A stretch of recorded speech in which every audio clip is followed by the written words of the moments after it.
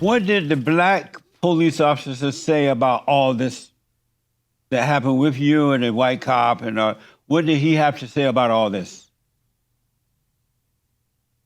His interaction initially I thought was going to be a positive, but what I really got from him most of the night, Jesse, was he was just in disbelief that I legitimately owned a Cadillac SUV.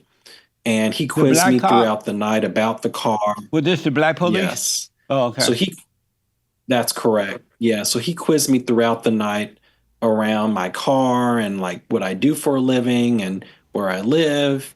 And when we received the body and dash cam, I noticed that there was a full minute of audio that cut out of his body cam. And I asked my passenger, my friend, what was that about? Like, what were you guys talking about in that moment? And it confirmed what I already knew. They were unlawfully questioning my passenger if the car truly belonged to me. And it was just apparent the whole night they were obsessed with my Cadillac. Uh, So I didn't get very much from Cooper Okai besides that he was propping up a racist system as well. I got somebody who want to ask. I want to ask if black people didn't have, and not all black, but most, if they didn't have such a bad reputation as far as crime and stealing cars and robbing and killing and hating white people, do you think they would have been suspicious of you having a car like that if it wasn't known, if blacks didn't already build that type of reputation? Well, I think that question is a little bit loaded, Jesse. So, in this particular county, which is Berrien County, and the cities that this happened were St. Joseph and Benton Harbor. Benton Harbor is a majority black town. Um, it has an oversized proportion of individuals that are incarcerated relative to the overall population of the county. So I think the perception that black folks commit crimes at a higher rate is probably not true. It's hard to get accurate statistics sometimes. So I want to address that head on. But I think there are many prejudices that are a result of our entire criminal justice system. Yes. Um,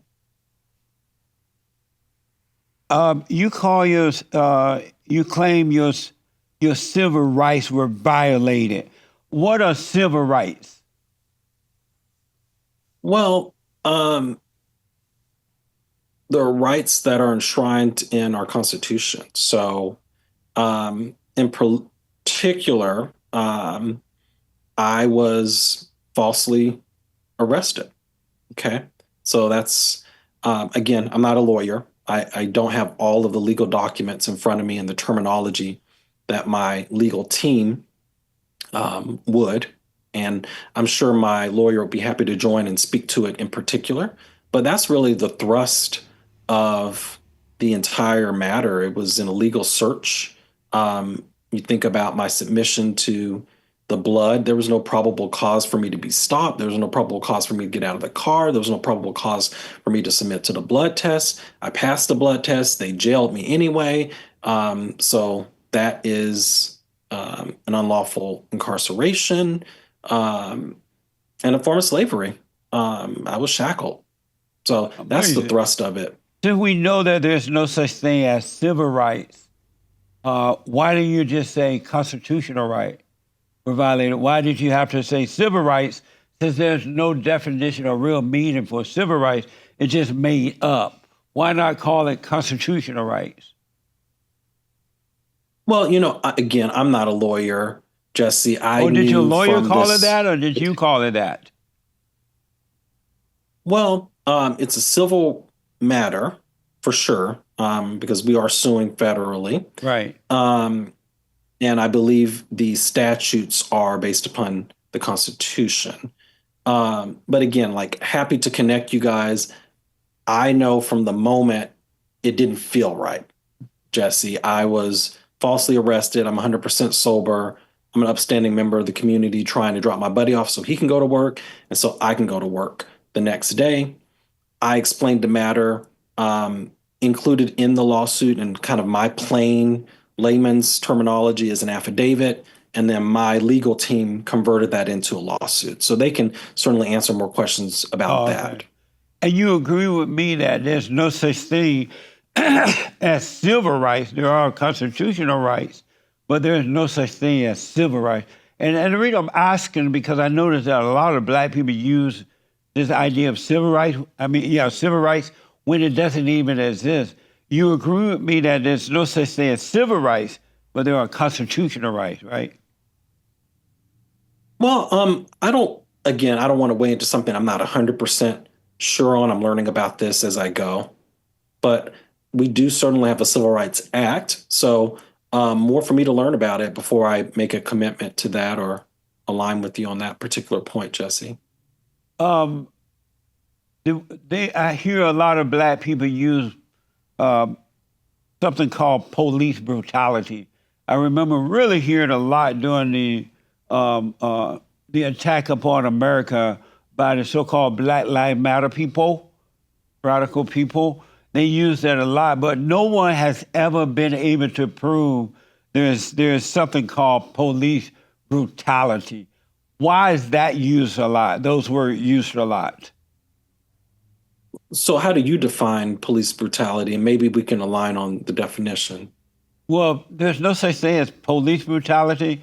Like with anything, you have evil people, and you have good people. So you have bad police. Sometimes I'm like, once in a while you're gonna run into bad police as you would bad anybody, right?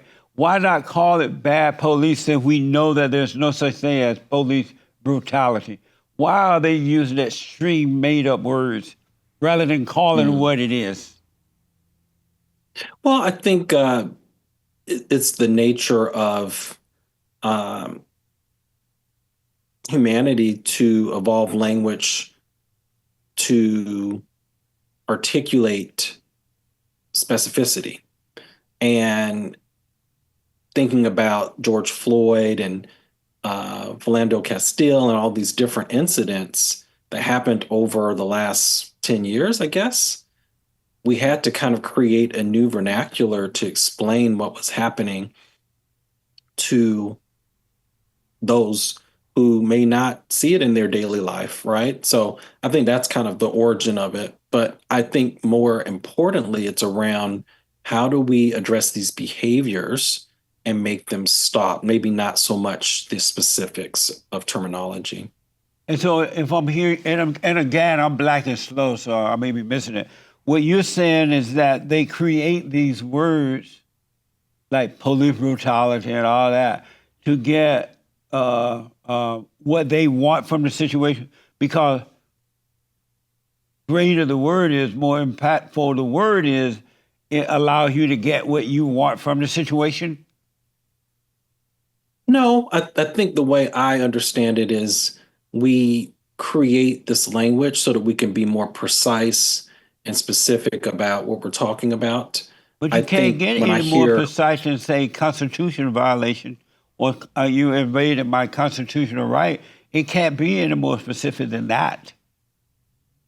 mm, well, I think sometimes it's helpful to be even more precise, right? When we're talking about something that's so serious and then it becomes so prevalent, right? So I think that's kind of the origin. But again, not my area of expertise in particular. I just knew that in my situation, um, I was tortured. It was 2 hours of terror from the traffic stop to the blood draw at the hospital to the booking. And then I was jailed for another 6 to 7 hours and did not come out of the jail until noon the next day. Till noon And, the next day. right, and that makes sense. I don't know what happened with that situation, but wouldn't it have been better to say I was tortured, I was treated unfairly, my constitutional rights were violated, and as a result, I want them to pay for this. And wouldn't you have gotten a better result had you said that rather than using words like police brutality? Wouldn't you have gotten more respect and support from the people had you spoke of it as it was, if whatever happened, that it was a civil rights violation rather than not civil right, but a constitutional right rather than a police brutality and all that? Wouldn't you get a I better don't know. result? I'm not sure. Have you been able to kind of benchmark similar situations and how responsive the politicians and authorities have been based upon the language used? Well, you can't go with the politicians. The politicians are insane. They're wicked. So you can't trust them. They hunger and thirst after power. But when it comes to police, doctors, and sometimes lawyers and places like that, you're going to run into constitutional violations rather than all this other stuff. Who made up the word police brutality? Where did that come from? So they're definitely I really made have up no words. Where did they idea. come from? The origin of it, I would not know, but it's certainly something I'm happy to research and we can talk further about it. Right on. You asking for $10 million. What the? Is this case is still ongoing, right? Yes. Why so much money? Ain't that much violated in the Well, world. so for me, it's not about the money, Jesse. And again, You go to my break Ann input. Arbor, Michigan. What's that? You going to break Ann Arbor, Michigan with all this money. Lansing, yes. Lansing's the capital. Yeah, wherever from. Why so much money? So for me, it's not about money at all. In fact, as I mentioned before, I'm a layman. My contribution to the lawsuit was the affidavit. So I shared my experience that evening, that morning, 3 a.m. in the morning, and the 9 hours of terror and torture by the police. And I handed that to my legal team and discussed it with them.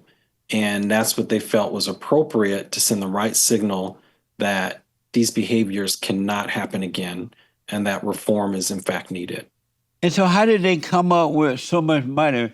How did they come up with $10 million rather than $1 million or $500,000? Mm-hmm. How did they come up with $10 million from that incident?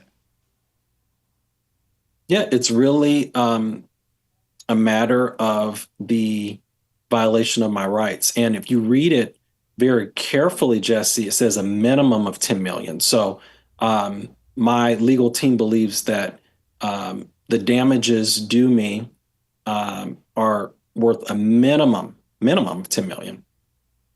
So we're seeking more. Whoa, you want more than 10 million? You're going to have more money than Elon Musk.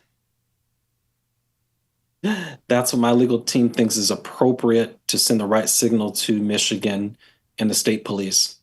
Would you consider black people as this class of people you have to put in with the gays, with this and that? What do you call them? What do you call those people? Well, we have underrepresented many different names, minorities, underrepresented minorities, protected classes. Protected classes. Would you consider black people as a protected class of people? For sure. We're roughly 12, 13% of the U.S. population, and if we don't have laws in place to ensure equal access to work and housing and everything else, it just won't happen. That's the nature of supremacy. And so prior to the so-called civil rights movement, which was a horrible thing, and the worst thing that ever happened to the blacks was the civil rights movement, other than abortion.